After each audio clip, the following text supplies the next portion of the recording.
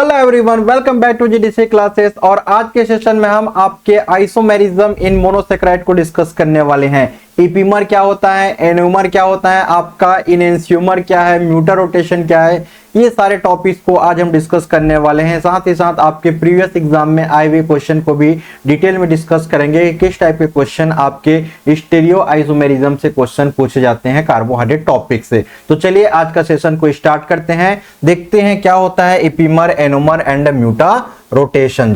First बात करते हैं आइसोमेरिज्म का मतलब क्या होता है, और स्पेशली यहां पर हम लोग मोनोसेक्राइड की बात करेंगे। शुगर में किस टाइप का आइसोमेरिज्म देखने को मिलता है। आइसोमेरिज्म मतलब आपका जिनका मॉलिक्यूलर फॉर्मूला सेम रहे बट इनके स्ट्रक्चर में आपको चेंजेस नजर आए, इनको बोलते हैं हम आपका आइसोमेरिज्म। तो आइसोमेरिज्म का मतलब जिनके मॉलिक्यूलर फॉर्मूला सेम रहे बट इनका स्ट्रक्चर ओरिएंटेशन में किसी आइटम या मॉलिक्यूल्स में चेंजेस नजर आए, इनको हम लोग आइसोमेरिज्म बोलते हैं। जैसा कि आप यहां पर एग्जांपल से समझ सकते हैं, ये वाला एग्जांपल देखिए, यहां पर गैलेक्टोज लिखा हुआ है या इसका फॉर्मूला देखिए C6H12O6।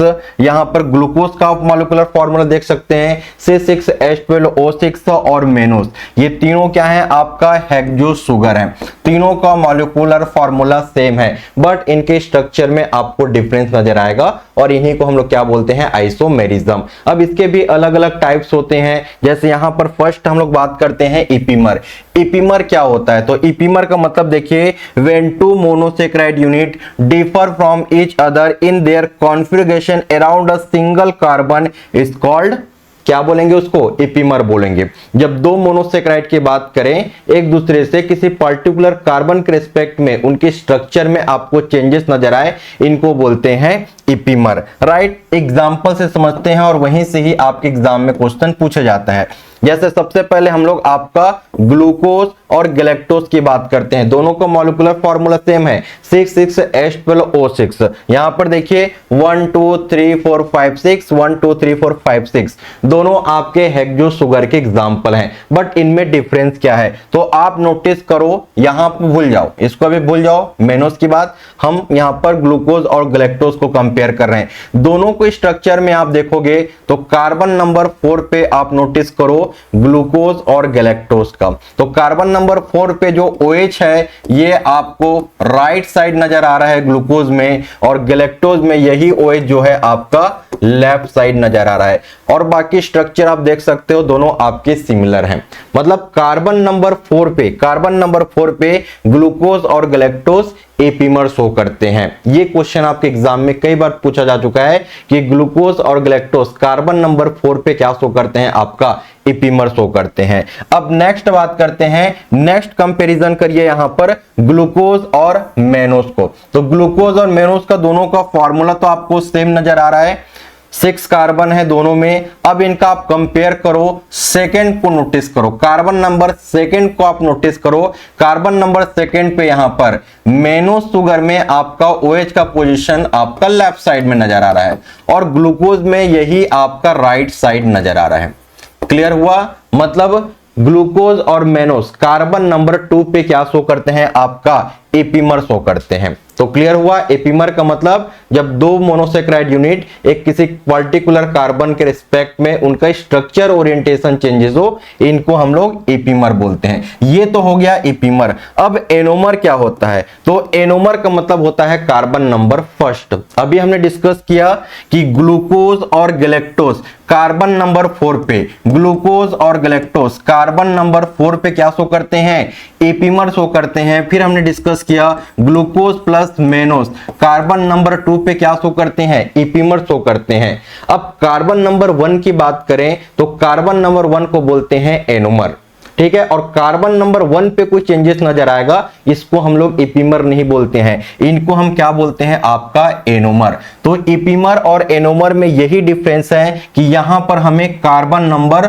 1 को फोकस करना है, एनोमर में हम लोग कार्बन नंबर 1 को फोकस करेंगे और इसके 2 फॉर्म होते हैं, एक अल्फा फॉर्म और बीटा फॉर्म। एनोमर के 2 फॉर्म होते हैं, अल्फा फॉर्म, बीटा फॉर्म, और कार्बन नंबर 1 पे हम लोग नोटिस करते हैं। जैसे स्ट्रक्चर यहां पर देखिए, यहां पर आपका दिया गया है अल्फा ग्लूको और यहां पर दिया गया है आपका बीटा ग्लूकोपायरानोस। तो अल्फा और बीटा में क्या डिफरेंस है? तो कार्बन नंबर 1 पे देखो, कार्बन नंबर 1 को बोलते हैं एनोमेरिक कार्बन, और वहीं पर ही एनोमर अपने को पता चलता है। तो कार्बन नंबर 1 पे नोटिस करो कि हाइड्रोजन जो है, यहां पर देखो कार्बन नंबर 1 पे जो हाइड्रोजन का पोजीशन है ये एबव है। एबव मतलब ऊपर की तरफ है, तो इसको बोलेंगे अल्फा, राइट। हाइड्रोजन का पोजीशन कार्बन नंबर 1 पे अपर है, अप साइड है, तो इसको क्या बोलेंगे? आपका अल्फा। यहां पर देखिए, यहां पर हाइड्रोजन का पोजीशन कार्बन नंबर 1 में हाइड्रोजन का पोजीशन बिलो है, बिलो मतलब नीचे, तो बिलो से याद रखना बीटा। तो इस तरीके से आपको आइडेंटिफाई करना है कि एनोमर मतलब कार्बन नंबर 1, जिसको एनोमेरिक कार्बन बोलते हैं, और कार्बन नंबर 1 पे ही पता चलता है अल्फा फॉर्म है कि बीटा फॉर्म। अब अल्फा फॉर्म है कि बीटा फॉर्म है, इसको चेक करने के लिए अपने को हाइड्रोजन का पोजीशन अपने को पता करना है, ठीक है। हाइड्रोजन यदि एबव है, एबव मतलब ऊपर की तरफ है, तो इसको हम लोग अल्फा बोलेंगे, ए से कोरिलेट कर लेना। और हाइड्रोजन आपका नीचे है, इसका मतलब वो बीटा है, बिलो मतलब बीटा। इस तरीके से आप इनको आइडेंटिफाई कर सकते हो। तो ये तो हो गया आपका साइक्लिक फॉर्म।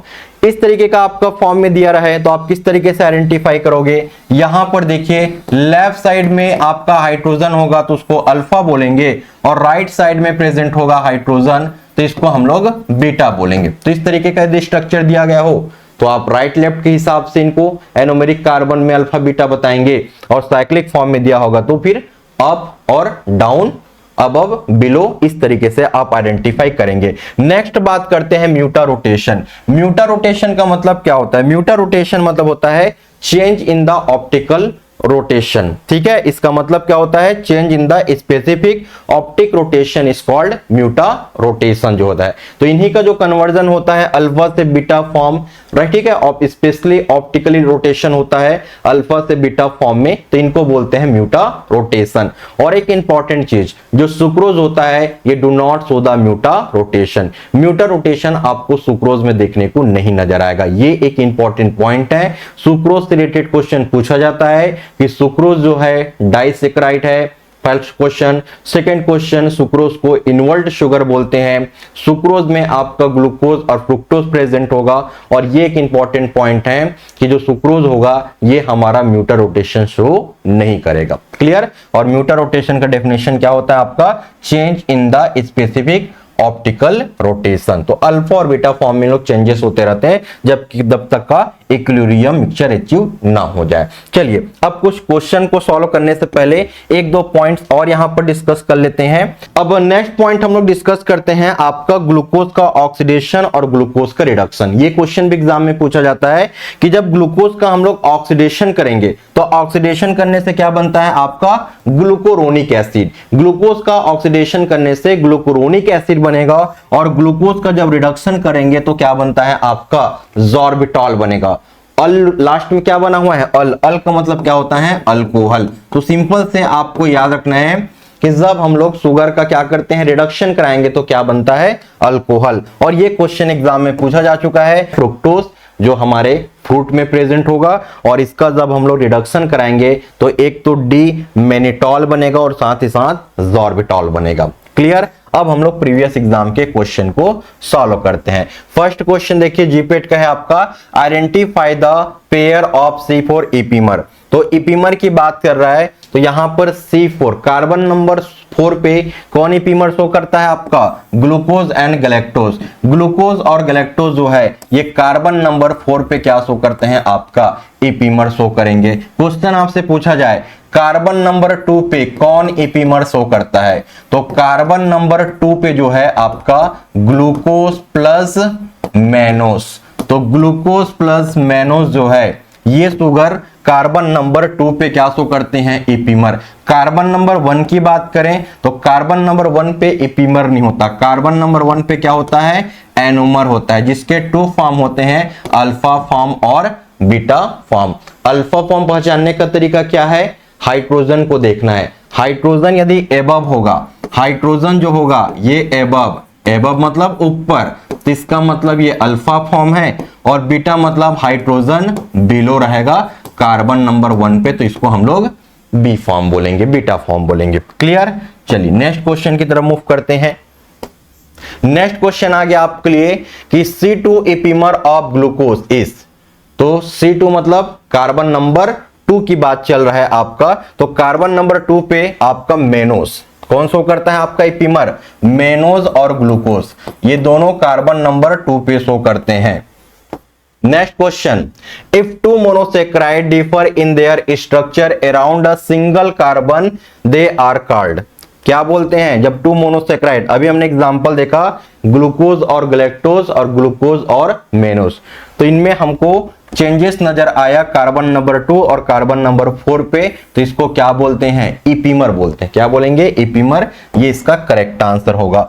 सिंपल क्वेश्चन आते हैं आपके यहां पर, फिर से देखिए रिपीटेड क्वेश्चन है जीपीएड में कि ग्लूकोज और गैलेक्टोज क्या है, ग्लूकोज और गैलेक्टोज आपका इपीमर शो करेंगे, और एग्जाम में आ चुका है कि कितने नंबर में शो करेंगे, तो carbon number 4।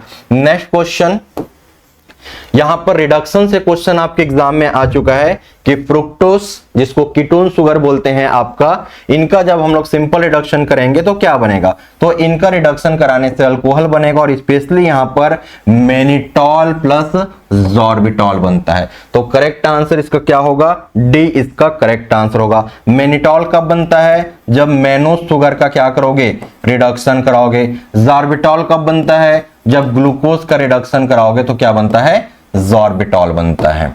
Next question, next question, reduction of fructose, fructose का जब रिडक्शन कराएंगे तो क्या बनता है, बहुत ही इंपॉर्टेंट है, फ्रुक्टोज का रिडक्शन कराने से आपका मेनिटॉल और जॉर्बिटॉल, ठीक है, मेनिटॉल और जॉर्बिटॉल बनता है। Next question, alpha and beta isomer of D glucose, तो अल्फा और बीटा फॉर्म की बात हो रहा है आपका ग्लूकोज का, तो अल्फा और बीटा आइसोमर मतलब क्या, एनोमर को डिनोट कर रहे हैं। किसको डिनोट कर रहे हैं, एनोमर को डिनोट कर रहे हैं। Next question, cyclic chain analogue of sugar, तो शुगर का साइक्लिक चेन बनाएंगे और उसके बाद कार्बन नंबर 1 पे चेक करते हैं, इससे पता चलता है हमारा एनोमर जो है। तो करेक्ट आंसर क्या होगा आपका, सी इसका करेक्ट आंसर होगा। हमने डिस्कस किया था इस तरीके का जो साइक्लिक स्ट्रक्चर है, इसके कार्बन नंबर 1 पे हम लोग हाइड्रोजन को चेक करते थे, ये अबव है कि बिलो है, तो इससे पता चलता है साइक्लिक फॉर्म ऑफ ग्लूकोज से कि ये आपका अल्फा फॉर्म है कि बीटा फॉर्म है। तो सी इसका करेक्ट आंसर होगा।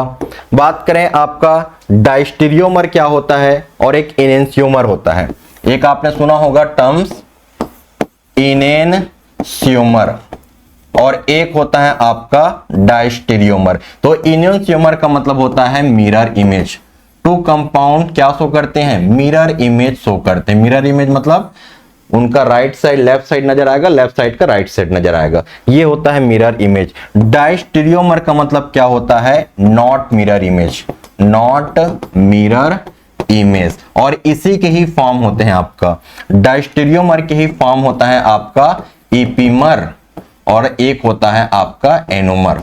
फर्स्ट कार्बन पे चेंजेस नजर आएगा तो इसको हम लोग एनोमर बोलेंगे, फर्स्ट कार्बन को छोड़ के बाकी किसी भी कार्बन में चेंजेस नजर आए इसको हम लोग इपीमर बोलते हैं, और बाकी मॉलिक्यूलर फार्मूला तो सेम रहेगा, बस स्ट्रक्चर में आपको चेंजेस देखने को मिलता है। तो ये सिंपल सा टॉपिक था आपका स्टीरियो आइसोमेरिज्म इन कार्बोहाइड्रेट, और यहां से आपके एग्जाम में नाइपर जीपे ड्रग इंस्पेक्टर में क्वेश्चन पूछे गए थे, तो इसको अच्छे से रेडी करना। एपीमर क्या है, एनोमर क्या है, और किस पोजीशन पे जो मोनोसेक्राइड होते हैं ये आपके एपीमर या एनोमर शो करते हैं, ये एक काफी इंपॉर्टेंट पॉइंट था।